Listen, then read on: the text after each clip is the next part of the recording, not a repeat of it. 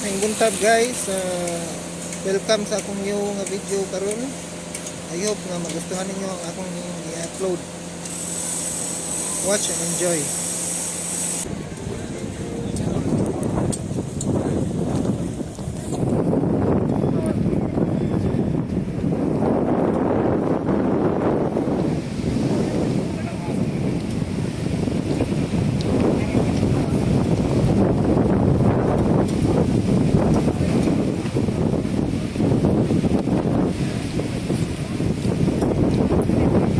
So 100 plus ni ka country ang naadiri nga mga pavilion. So di siya masuroy nimo sa adlaw. Siguro mga 3 days siguro. Dako kani siya nga lugar.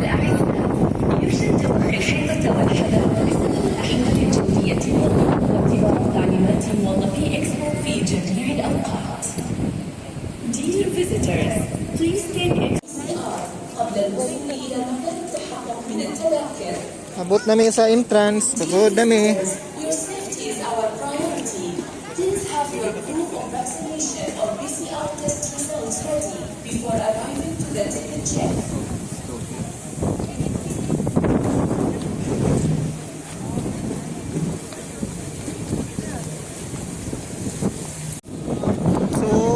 Ni ang Norway, mao ni ilang pavilion sa Norway.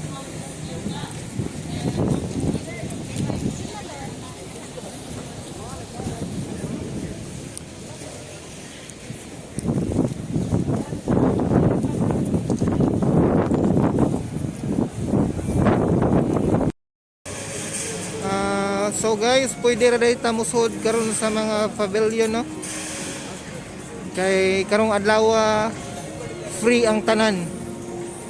Karon ang entrance po dili, ang ticket nila ila ra pong gi pa barato kay gikan pag open aning expo niabot na sila og 10 million visitors. Mao nga tag 10 dirhams ra ang ticket karon.